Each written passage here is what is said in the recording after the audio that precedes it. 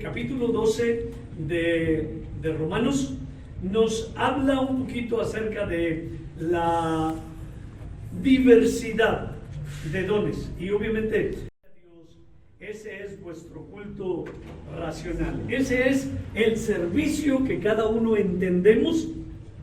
Presenta tu cuerpo. Ahora, ¿por qué no presenta tu espíritu? Porque antes de que el espíritu pueda aparecer o manifestarse, el cuerpo necesita tomar la primera alternativa. 1 Corintios capítulo 15 dice que lo espiritual no es primero. Primero es lo natural, lo terrenal, lo material. Vamos a tratar de definirlo. No nacemos en el espíritu si no hemos nacido primero en la carne. Es un nacimiento natural para que luego venga un nacimiento espiritual. ¿De acuerdo? Lo espiritual no es primero. Si alguien no ha nacido, entonces no podemos adjudicarle una experiencia espiritual. Lo natural es primero, después viene lo espiritual. Así que Pablo, entendiendo eso, dice: les ruego por lo más hermoso que conozco, por las misericordias del Señor, que presentéis vuestro cuerpo en sacrificio vivo, santo y agradable a Dios.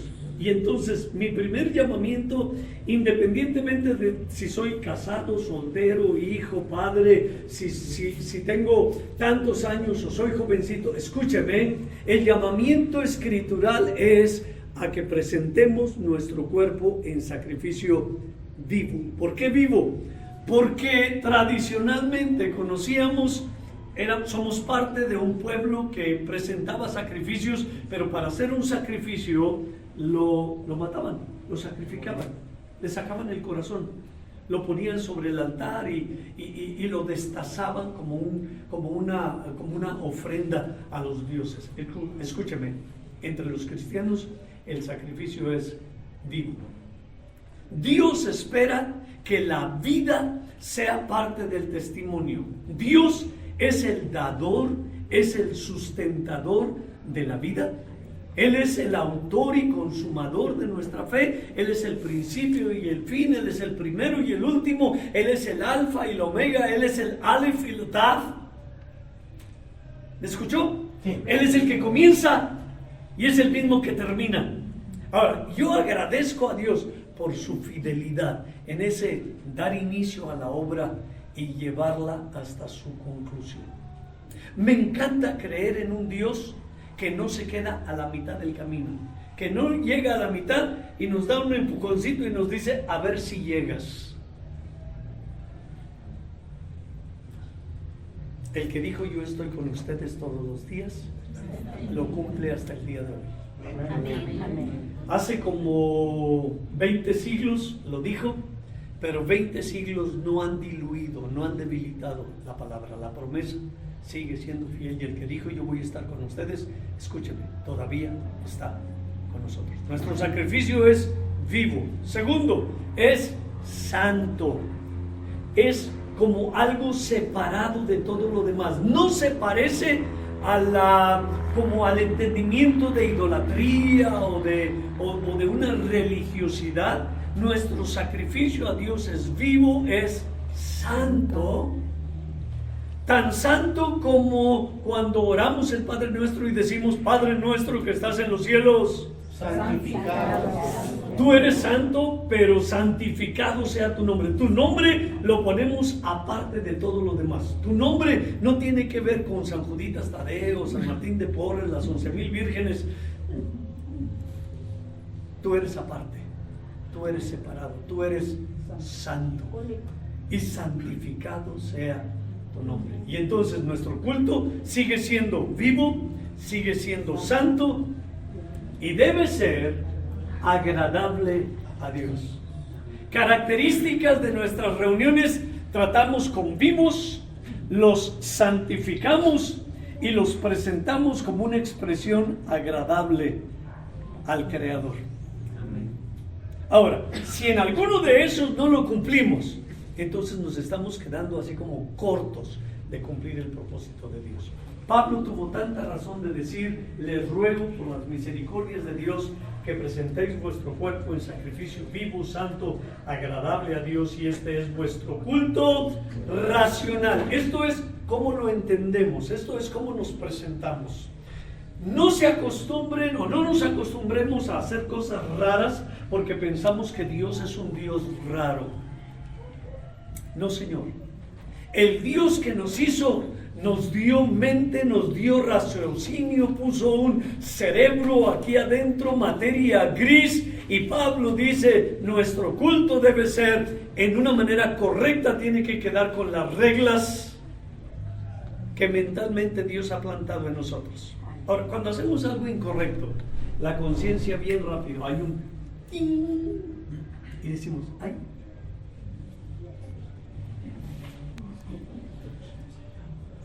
Y aunque no lo decimos, nos parecemos a alguien que era un personaje bíblico que se llama Apolos.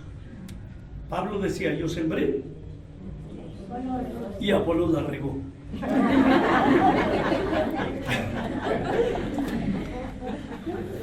¿Cuántas veces pensamos hacer o decir algo y desde aquí hasta aquí lo que sale es diferente a lo que habíamos pensado? ¿Le ha sucedido? ¿Ha estado ahí? A mí me toca hacer esto, me paro y por los nervios, por mi novatez, por mi ser nuevo, por aventurarme a hacer cosas, no resulta como lo había planeado y entonces nos vamos así como la regamos. Pero la regamos bien regada. Ahora, cuidado, porque Dios pone el querer y Dios pone el hacer, y esto es producido en nosotros por su buena voluntad. Así que tu culto vivo, santo y agradable a Dios debe ser correcto con las cosas, con los principios y con los valores mentales, emocionales y espirituales que Dios ha plantado en tu vida. ¿Tuviste papá y mamá? ¿O tú ya eres de probeta? No se ría. Usted no tiene idea cuántos muchachos y muchachas el día de hoy son fruto de probeta. Aguas. No digo eso como un pecado, es que honestamente creo que todavía ministramos a una generación que tiene papá y mamá. Y la Biblia nos dice, el lugar que ellos tienen es un lugar muy especial. Por favor, hónralos, bendícelos, cuídalos, protégelos. Tú eres hijo, eres hija. Que la honra sea para ellos. Y aunque es el quinto mandamiento, es el primero que tiene promesa.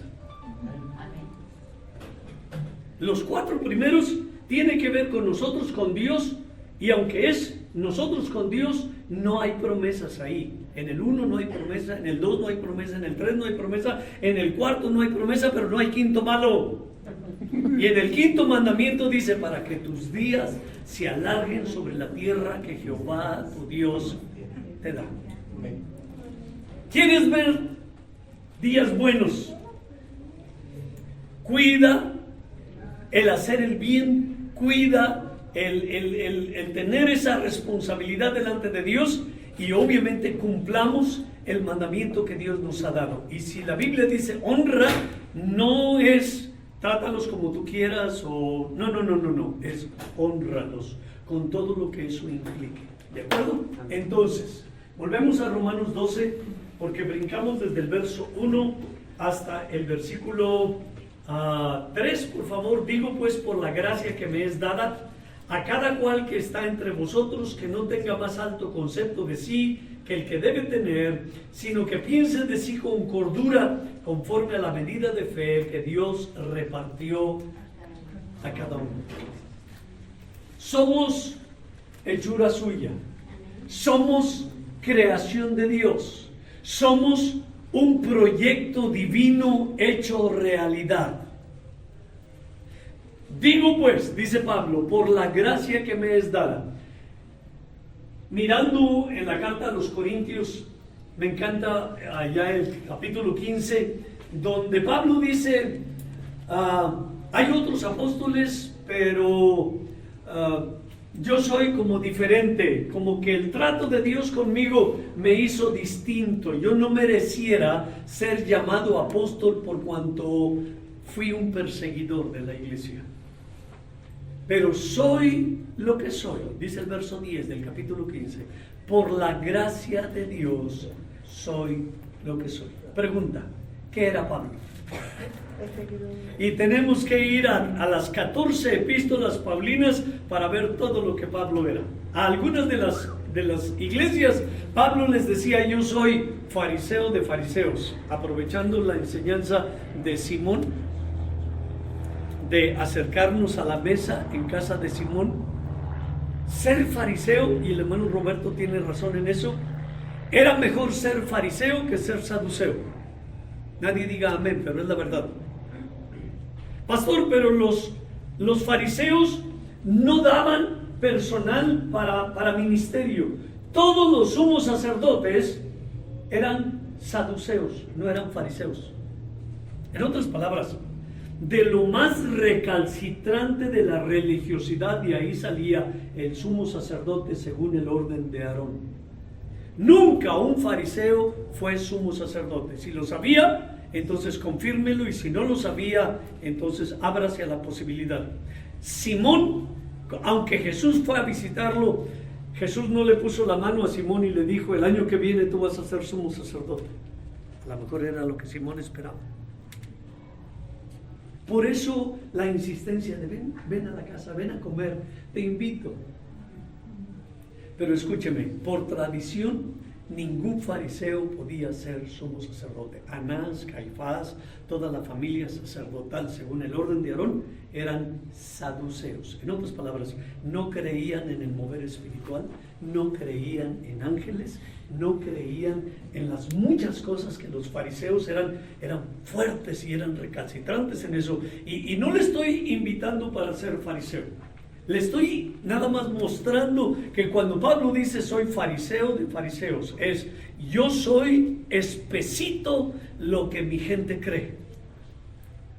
Ahora, el fariseo creía en el mover del Espíritu, por eso Pablo era un fariseo de la escuela de Gamaliel, y es bien importante de qué escuela vengas. Gamaliel significa regalo de Dios.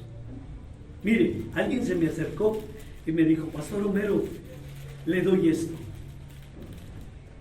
Y muy curiosamente yo le dije: ¿qué es? No se preocupe, es un regalo.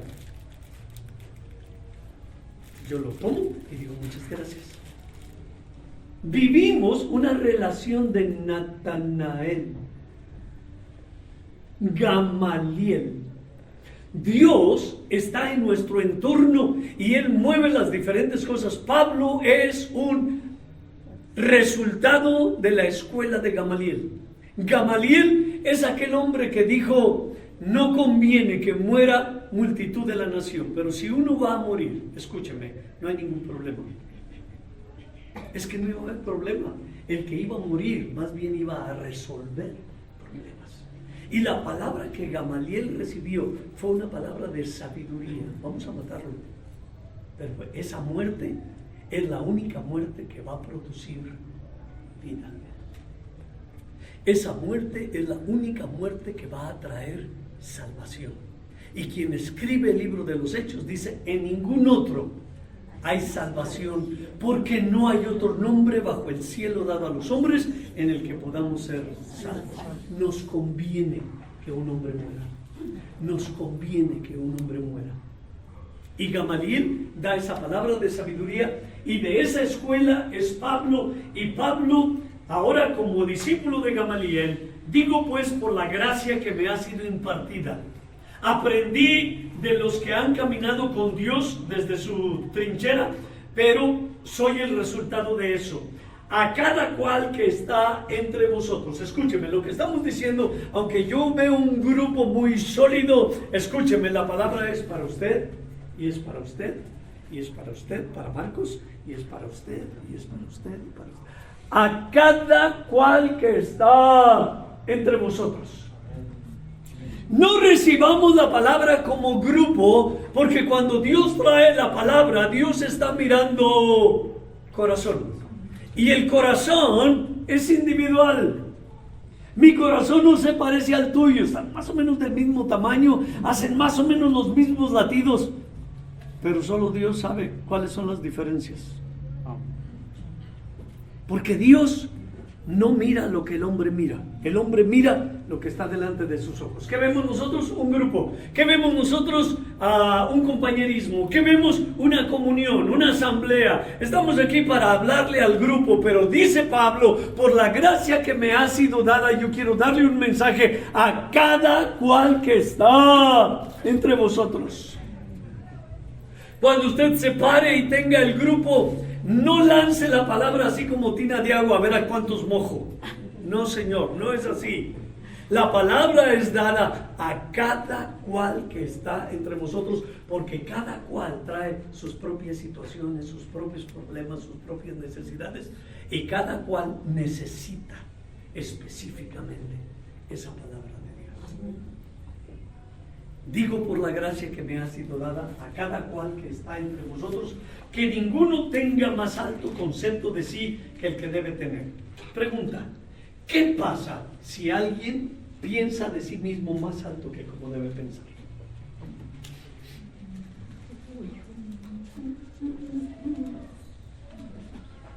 Vive en una mentira. ¿Vive en algo que no es real? Ego. ¿Su ego es enorme? ¿Causa problemas? Porque actúa como alguien que no es. Imagínese, yo vengo a Tierra Prometida pensando, asumiendo que Homero Ríos es apóstol. Y como apóstol, entonces, debo levantar gente para las naciones. Y lo ponemos siempre como ejemplo en Nuevo León, porque hay gente que está pensando en irse al campo misionero, pero no está pensando en una manera correcta, lo está pensando en una manera equivocada. Hace años, un hombre me detuvo, era un hombre de mi congregación, y me dijo: pastor, mi familia y yo nos vamos a España de misioneros. ¿Sabe qué dije? ¡Gloria a Dios! ¡Qué bueno! ¿A dónde va? ¿A España? Sí.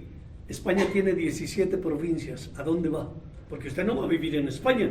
Usted va a vivir en Asturias, o va a vivir en Cataluña, o va a vivir en Alicante, en alguna de las regiones. ¿A qué región va? No, pues no sé, es a España. Pues pregúntele, porque el que lo está enviando es un Dios específico. Y luego dijo, no solo eso, en el cajón de su escritorio está el dinero con el que mi familia y yo nos vamos a España. Le dije, qué interesante.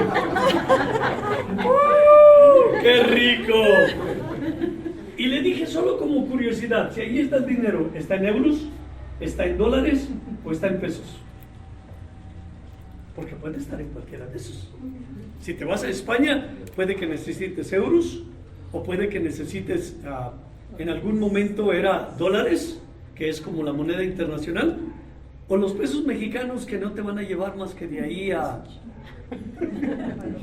China. Pero estoy hablando de China, Nuevo León, un pueblito que está ahí cerquita de Monterrey, que hace muchos años Pastor Roberto venía con una camioneta, llegó a Montemorelos, y creo que fue Toño Patiño que agarró una carretera, que ahí van, y llegaron a un pueblito que se llama China. Y se espantaron. Ya llegamos a China. Mire de qué tamaño era el extravío. Se perdieron en Monterrey y aparecieron en China. Pero nosotros bromeamos sobre eso. ¿Quieres ser misionero? Vete a China. No, pero es que no sé chino. No, si no necesitas saber, vete a China, Nuevo León. Y si la haces ahí, entonces pensamos en la otra China. ¿Le parece? Es como la China del ensayo y la preparación, el equipamiento, y luego ya nos vamos al país de China para ser auténticos misioneros. ¿O estoy muy equivocado en las cosas que estoy presentando? Aguas. Digo pues, por la gracia que me ha sido dada, que cada uno de ustedes guarde el concepto de sí que el que debe tener con cordura, con madurez. No se pierda en el sueño, no se pierda en la fantasía, no se pierda ¿has soñado? Ahora, cuando el Señor haga volver nuestra cautividad, seremos como los que sueñan. Sus sueños tienen así todo el orden. ¿O usted sueña como yo?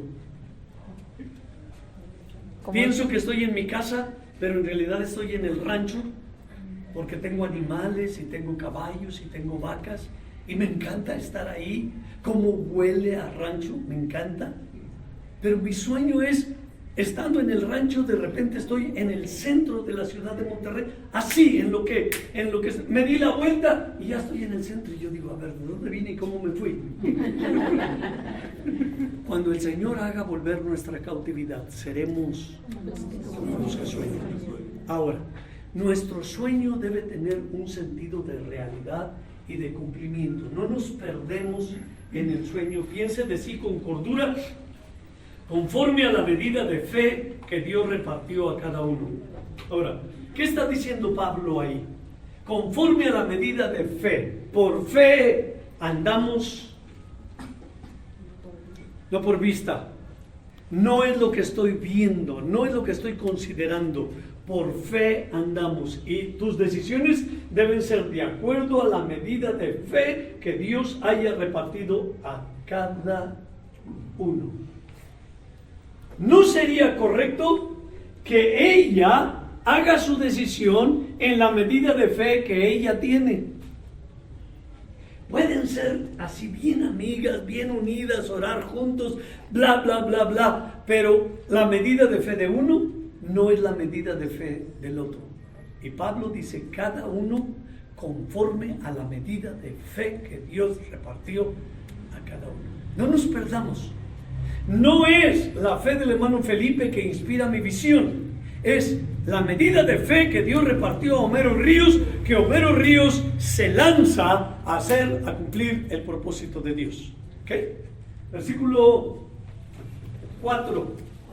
¿Está conmigo? Amén. En voz alta, porque de la manera que en un cuerpo tenemos muchos miembros, pero no todos los miembros tienen la misma función. Nos quedamos ahí un momentito. De la manera, escúcheme, lo natural nos enseña verdades espirituales. De la manera que en un cuerpo tenemos muchos miembros.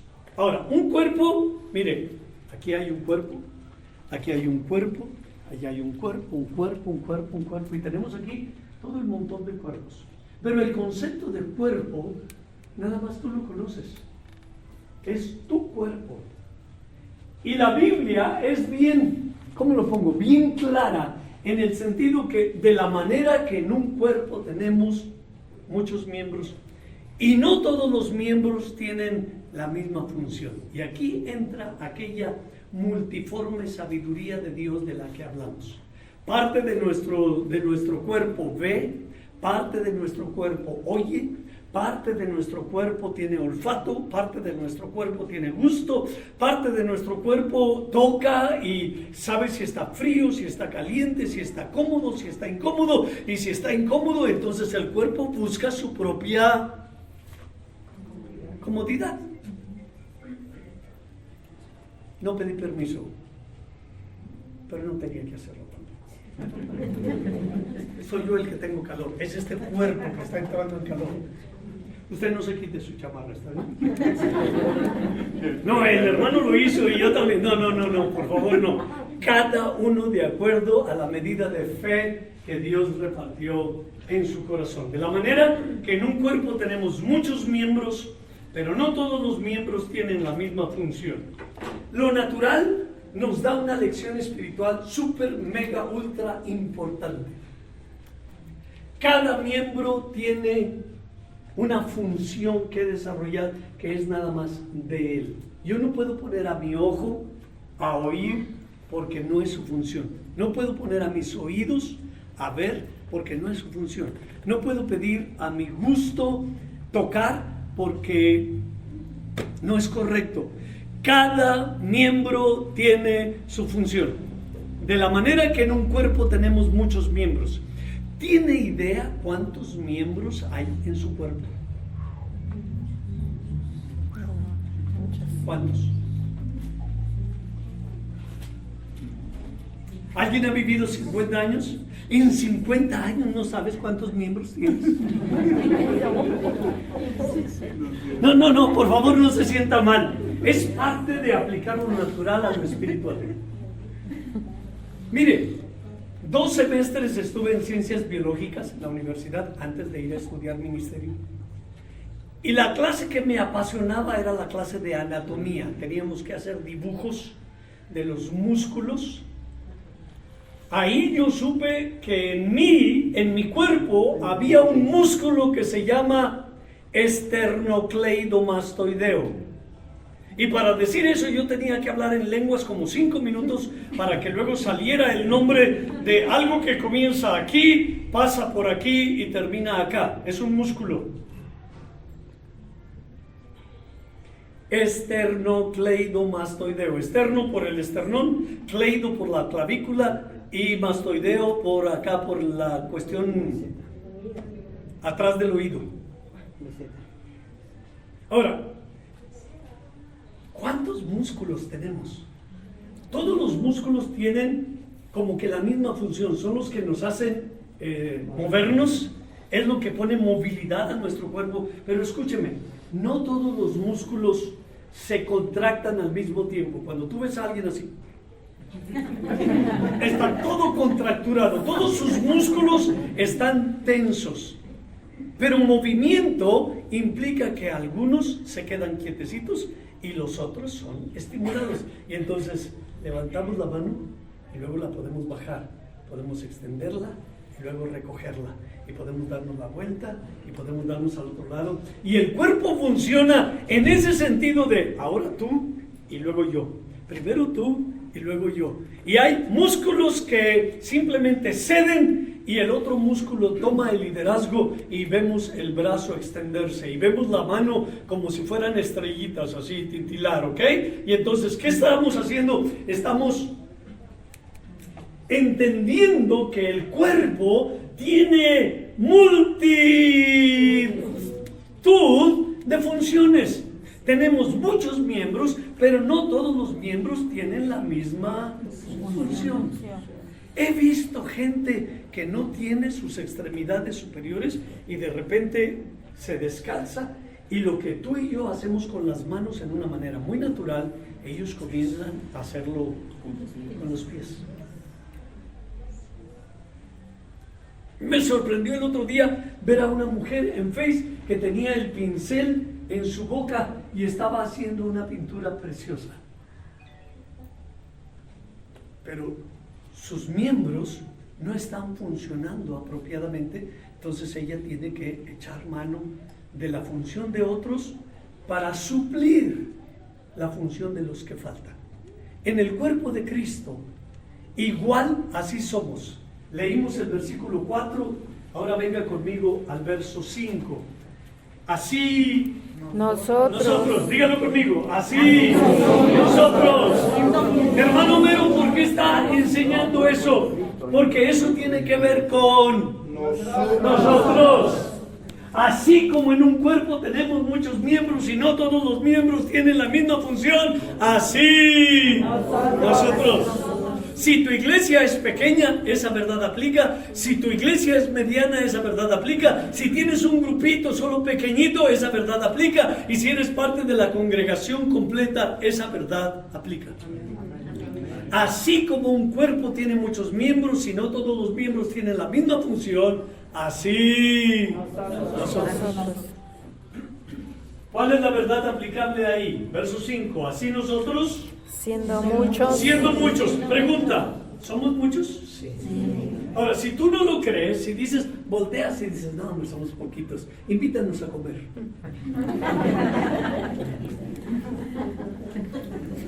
No somos muchos, somos un ejército, hermano. O sea,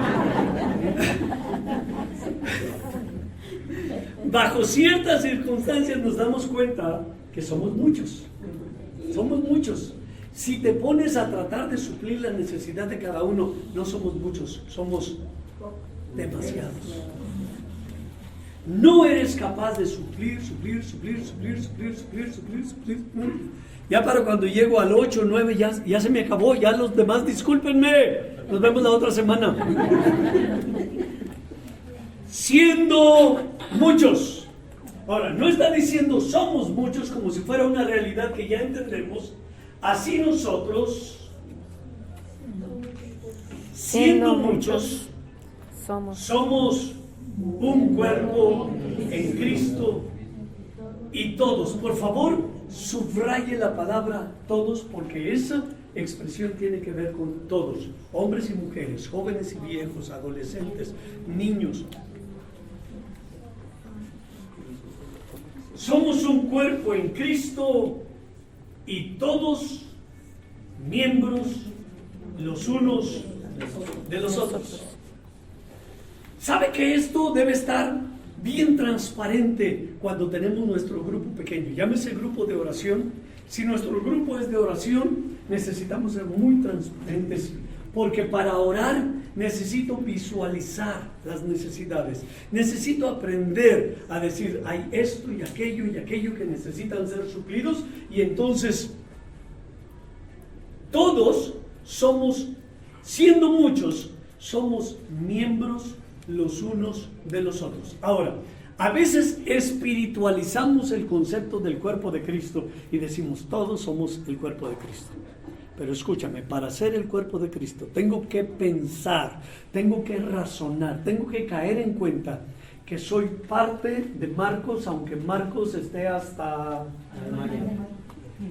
yo estoy hasta Monterrey y no me la recargan. Escúchenme, somos miembros todos los unos de los otros. Menciono a Marcos porque su nombre fue mencionado y porque de alguna manera así se decía en la Biblia. Jesús de Nazaret, Saulo de Tarso, Marcos de Almaya. Es un nombre bíblico. Así se diría si estuviéramos en la cultura bíblica. La verdad aquí, y que no hemos entendido y que no hemos dimensionado la importancia y la profundidad de eso, es que para ser el cuerpo de Cristo necesitamos ser miembros los unos de los otros. Mire, este dedo es parte del cuerpo, pero este dedo nada tiene que ver con mi pie derecho que está allá abajo, pero mi pie derecho va llevando parte del cuerpo y junto con el cuerpo lleva a mi dedo índice. Ahora, mi dedo índice no puede sentirse así bien importante y decir, miren a dónde me llevan. Como miembro del cuerpo, se mueve a donde el cuerpo se va. Yo doy gracias a Dios, y lo dije jugando al principio, pero Dios fue tan sabio que constituyó nuestro cuerpo como uno solo. Nos entretejió en el vientre de mamá. Y cuando yo estaba siendo entretejido, los ojos del Señor miraron a ese vientre. Y el Señor dijo, lo amo y quiero usarlo para mi gloria. ¿Y qué sabía Homero Ríos de ser usado por el Señor? Si a Juanita González, que era mi madre, le hubieran dicho, tu hijo va a ser el pastor, mi mamá se hubiera vuelto loca. Por eso nunca hubo un profeta que le dijo, tu hijo va a ser pastor. Ahora, no significa que Dios tiene que revelarlo, aunque el Señor no deja escondidas sus cosas, no hace nada sin revelarlo a sus siervos los profetas. ¿Sabe que mi padre, que era 17 años mayor que mi madre, mi padre tenía 32 cuando se casó con mi mamá y mi mamá tenía 15. 3 días duró la boda. Mi papá bailó con todas las novias que había tenido, porque a partir de ese tiempo él ya era un hombre casado. Se lo digo con mucho respeto porque sí sucedió. Esa era como la mentalidad. Ya me estoy despidiendo, es como mi despedida de soltero. Lo que le iba a decir es, me peleo con el jefe porque yo hubiera querido que el Señor enviara un profeta a aquel rancho donde nació mi mamá Porque la noche que mi mamá nació, mi padre estaba visitando a una novia que tenía en ese rancho. Piense en eso. Piense en eso. Él era un jovencito de 17 años, ya tenía novia formal. Pero si Dios hubiera enviado un profeta y le hubiera dicho: Manuel, esta noche está naciendo la mujer con la que te vas a casar, mi papá se hubiera vuelto loco. Por eso el Señor no lo hizo, porque el Señor quería a mi papá cuerdito, lo quería así, culto racional, lo que sí entiendo. Pero le daba mucha pena luego confesarnos: aquella noche yo había ido a visitar una novia. Ahora, se lo cuento ¿por qué? Porque son experiencias de vida. Y cuando él se casa, el Romo Antonio lo saluda y le dice: hasta que te amarraste, penco viejo. Esas eran las expresiones que eran válidas. Y los dos se carcajearon. Mi padre tenía 32 años, su pelo totalmente blanco, y mi madre era una muchachita de 15 años. Y duraron 52 años casados. El Señor me dio la oportunidad de oficiar la ceremonia de 50 años. Mi papá venía radiante, feliz. Mi madre, un vestido dorado, precioso. Tomamos fotos de familia, ahí estaban todos de mi familia y estábamos celebrando que por 52 años mi padre y mi madre habían formado una familia. Escúcheme, Dios no nos llamó para divertirse, nos llamó para cumplir propósitos. Alguien diga amén. Amén. Dios es un Dios de propósitos y Dios quiere que entendamos que de la manera como un cuerpo tiene muchos miembros, así nosotros, siendo muchos, somos un cuerpo en Cristo y todos miembros los unos de los otros. De manera que, esto es la aplicación, de manera que, teniendo diferentes dones según la gracia que nos es dada. Y aquí, la gracia toma esa manifestación múltiple de su gracia, de una manera con Toño, de otra manera con el hermano, de otra manera con Marcos, de otra manera con cada uno, de manera que teniendo diferentes dones. No somos nosotros, es la gracia de Dios en nosotros. Pablo lo escribió: he trabajado más que todos los demás apóstoles, pero no yo, la gracia de Dios conmigo. La gracia de Dios en mí. Soy lo que soy por la gracia de Dios. Y hace un rato yo les pregunté, ¿qué era Pablo? Porque Pablo decía: soy lo que soy. Si soy pastor por la gracia de Dios. Si soy apóstol por la gracia de Dios. Si fui al tercer cielo, no es porque soy santo en todo el sentido de la palabra, es porque Él quiso darme una invitación anticipada para que yo viera y oyera cosas que son tan sublimes, tan hermosas. Conozco un hombre que hace 14 años fue arrebatado al tercer cielo, pero oyó y vio cosas que no le son permitidas decir. En otras palabras, he orado al Señor: Señor, yo quisiera ser como Pablo, excepto que las cosas que tú me enseñes me des la oportunidad de compartir. El gozo de esas cosas es ser compartidas, ser dadas, ser ministradas. Si tú me vas a enseñar algo que luego me vas a decir cállese la boca, no gracias. No gracias. No gracias. La epístola de Judas dice que el séptimo de Adán comenzó a hablar de la segunda venida de Cristo. Es más, comenzó a hablar de Cristo viniendo para juzgar a los impíos de las obras impías que habían hecho cuando todavía la primera venida no se llevaba a cabo, y lo que Dios tuvo que hacer con Enoc fue llevárselo. Enoc tuvo la culpa, estaba hablando de más. Estaba hablando del 2 cuando ya todavía el 1 no sé. La segunda venida cuando la primera venida todavía no era. ¿Me escucha? La iglesia que comienza a hablar de más es una iglesia que tiene su pasaje para estar con el Señor. No es una historia aislada en la Biblia que no tiene que ver con nosotros. Diríamos como Pablo, así nosotros. Comenzamos a hablar de las cosas anticipadas que Dios ha preparado para nosotros, y cuando lo hacemos, entonces el Señor simplemente nos dice, vámonos. 365 años tenía Enoc cuando el Señor lo traspuso. Simplemente se fue. Ya no estaba aquí. Si usted quiere preparar un grupo que esté preparado para irse, déjelos que expresen de más las cosas del Señor. Con mucho respeto, con mucha sabiduría, con mucha prudencia. Y nos preparamos para ser traspuestos. Sé que no estamos listos, pero que el Señor comience a prepararnos. Amén. Teniendo dones según la gracia que nos es dada, cada uno hágalo conforme a la medida de la fe, según la gracia que nos es dada. Si el de profecía, úsese conforme a la medida de fe, o si de servicio, que yo sé que en Monte María muchos tienen ese don, aman servir. Los ves venir temprano, preparar las cosas, estar ahí, para cuando los hermanos llegan, ellos ya tienen todo listo, ya tienen el puesto preparado, todo listo. Pablo enseña, si tienes el don de servir, gózate en hacerlo y sirve, ocúpate en servir. Si profetizas, entonces también edifica al cuerpo de Cristo.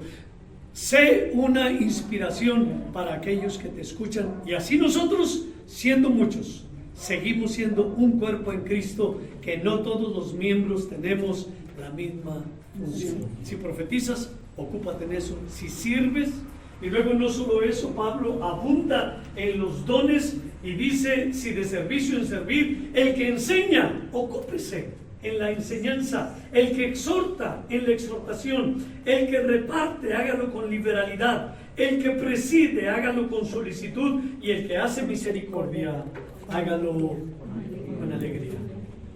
Que tu don sea avivado, practicado, crezca.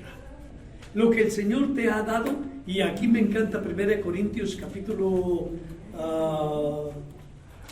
12, versículo 28, Dios ha constituido a unos primeramente apóstoles, luego profetas, luego los que enseñan, y nos cambia un poquito ahí el orden, pero es así como Dios lo ha establecido, dando a cada uno la propia medida de gracia y el don de Dios. Dije 1 Corintios capítulo 12, verso 28, a unos puso Dios en la iglesia primeramente apóstoles, luego profetas, lo tercero maestros, luego los que hacen milagros, después los que sanan, los que ayudan, los que administran, los que tienen don de lenguas, los que son encargados de los grupos de oración. Amén.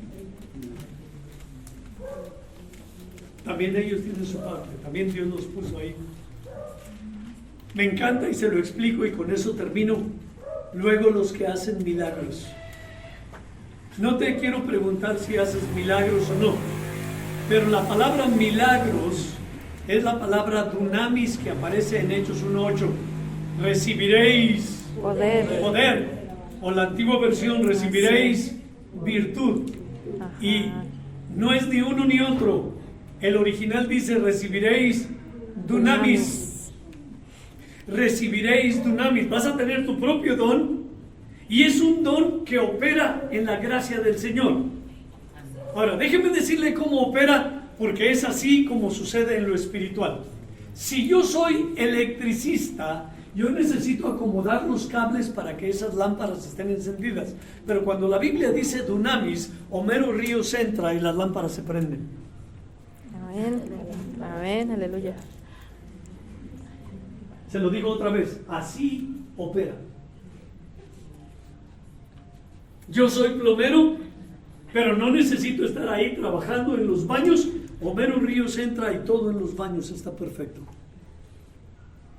Es así como opera, porque es la gracia de Dios en ti. Cada uno conforme al don que haya recibido, ministrelo como buenos administradores de la multiforme gracia de Dios. Yo espero que lo que hemos compartido tenga ese sentido práctico de hacer lo que el Señor nos ha llamado a hacer y hacerlo con gozo, hacerlo con alegría, sirviendo al Señor y dándole al Señor la gloria. ¿Quieres tomar la mano de la persona que está a tu lado y oramos juntos? Tenemos ese sentido de unidad y nos damos cuenta que siendo muchos, somos un cuerpo en Cristo y miembros los unos de los otros. Padre, en el nombre de Jesús, te damos muchas gracias que este día, Señor, nos regocijamos en el llamado que tú nos has dado. Reconocemos la gracia tuya derramada en la vida de cada uno. El apóstol Juan escribió que de su plenitud tomamos todos gracia sobre gracia. Gracia para orar, gracia para dar, gracia para ministrar, gracia para sanar, gracia para restaurar, y es tu gracia. No somos nosotros, es tu gracia en nosotros que opera. Y cuando Pablo escribió, él dijo: he trabajado más que todos los demás, pero no yo, la gracia de Dios conmigo, la gracia de Dios en mí. Padre, que cada persona que está sentada aquí este día tenga ese sentido de cordura, tenga ese sentido de destino, tenga ese sentido de dirección, tenga ese sentido de identidad, que sepa que el que le llamó no se llama el pastor, ni se llama el apóstol, ni se llama el profeta, y ninguno de ellos está aquí por la obra humana o por el trabajo humano. Cada uno de nosotros estamos aquí por la auténtica gracia de Cristo, nuestro Señor y nuestro Salvador, y en esa gracia ponemos los ojos, en esa plenitud nos enfocamos.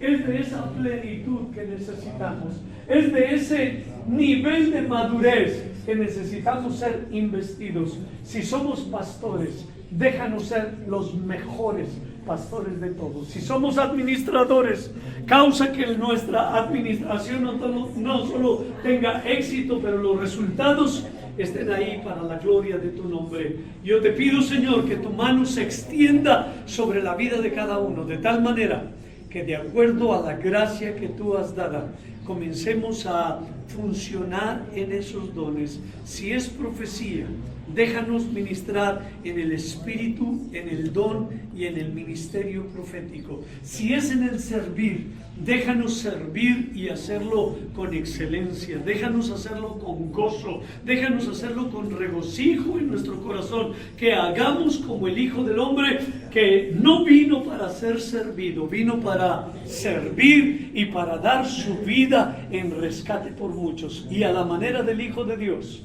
hemos sido llamados, Padre, para dispensar la gracia de Dios en la medida que hemos recibido, pero al hacerlo nos parecemos y crecemos en ese parecido de carácter al Hijo de Dios. Nos llamamos cristianos, pero somos cristianos porque estamos creciendo en el carácter, en la imagen y en el conocimiento del que nos amó y dio su vida por nosotros.